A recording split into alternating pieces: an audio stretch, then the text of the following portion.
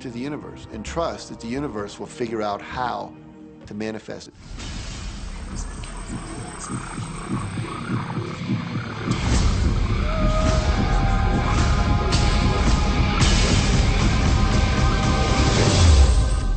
No, The Secret was definitely a real transformation for me because I grew up in a family where my dad was very negative, thought that rich people were people that had ripped everyone off, thought that anyone who had money, must have deceived somebody. And so I grew up with a lot of beliefs about money, that if you had it, it made you bad. Only evil people have money. And, money doesn't grow on trees. That was a big one. Who do you think I am, Rockefeller? That was one of his favorite phrases. So I grew up truly believing that life was difficult, that it was hard, you had to struggle. And it was only when I met W. Clement Stone that I literally began to shift my life. Whatever the mind of man can conceive and achieve. When I was working with Stone, he said, I want you to set a goal that's so big that if you achieved it, it would blow your mind. And you would know it's only because of what I've taught you that you would have achieved this goal. Well, at the time, I was making about $8,000 a year. And for some reason, I wanted something that was really measurable. So I said, I want to make $100,000 in a year. Now, I had no idea how I could do that.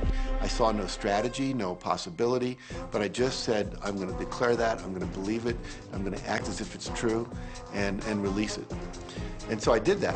And one of the things he taught me was every day to close your eyes and visualize the goal as if it's already achieved.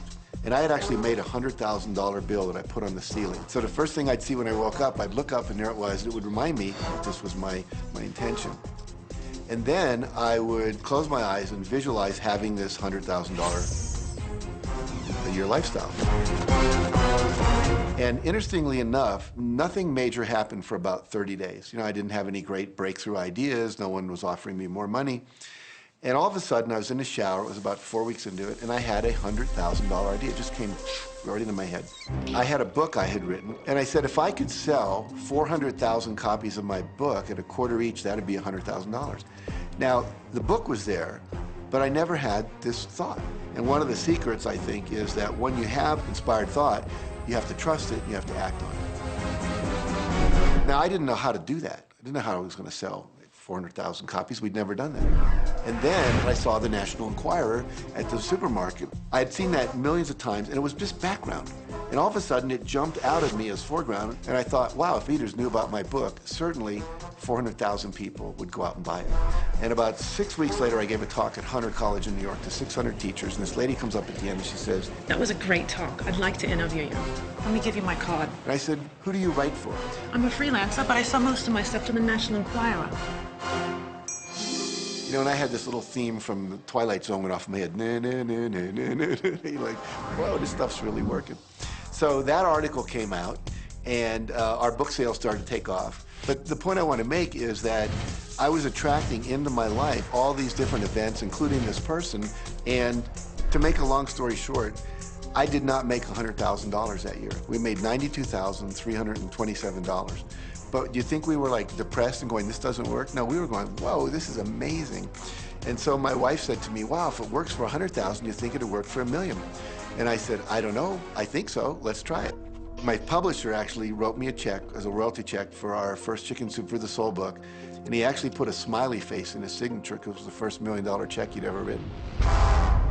And so I know from my own experience, because I wanted to test it, does this secret really work? And when we put it to the test, it absolutely worked. And now I live my life from that every single day. Well, I can just imagine what a lot of people that are watching this are thinking. And that is, how can I attract more money into my life? How can I get more of the green stuff? How can I get more wealth and prosperity? How can I, when I love my job, deal with the credit card debt that I have? And the realization that maybe there's a ceiling on the money that can come in because it's coming to me through my job. How can I bring in more? Intended. This goes back to one of the things we've been talking about throughout the whole secret. Your job is to declare what you would like to have from the catalog of the universe. Well, if cash is one of them, say how much you would like to have. I would like to have $25,000 unexpected income within the next 30 days. Or whatever it happens to be. It should be believable for you. Most people have a goal of getting out of debt. That'll keep you in debt forever. Whatever you're thinking about, you will attract. You'll say, but it's get out of debt. I don't care if it's get out or get in. If you're thinking debt, you're attracting debt. Set up an automatic debt repayment program and then start to focus on prosperity. So many times people say to me, well, I'd like to double my income in the next year. But then you look at their actions and they're not doing the things that are going to make that happen. And they'll turn right around and go, well, I can't afford that. Okay, guess what? Your wish is my command. When you focus on lack and scarcity and what you don't have, you fuss about it with your family, you discuss it with your friends, you tell your children that you don't have enough, we don't have enough for that, we can't afford that. Well, guess what? You'll never be able to afford it because you begin to attract more of what you don't have. If you want abundance, if you want prosperity, then focus on abundance. Focus on prosperity.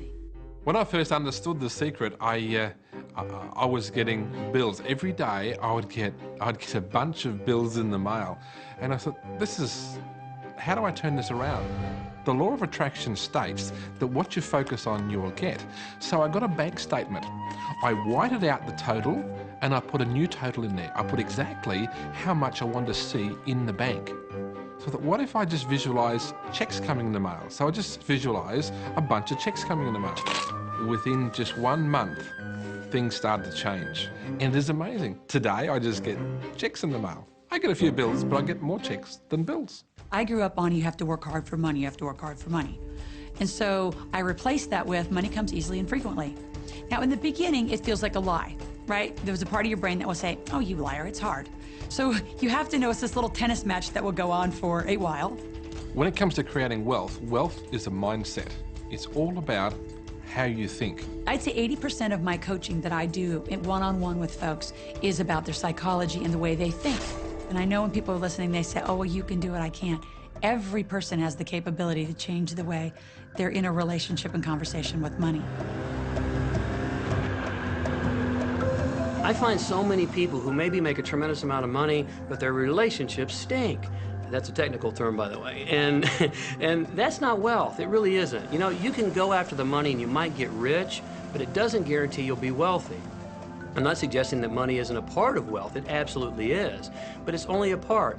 And then I meet a lot of people who are quote unquote spiritual, but they're sick and broke all the time. That's not wealth either. Life is meant to be abundant in all areas. Many people in Western culture are striving for success. They want the home, they want the great business, they want all these outer things. But what we found in our research is that having these outer things does not necessarily guarantee what we really want, which is happiness. So we go for these outer things, thinking they're going to bring us happiness, but it's backwards.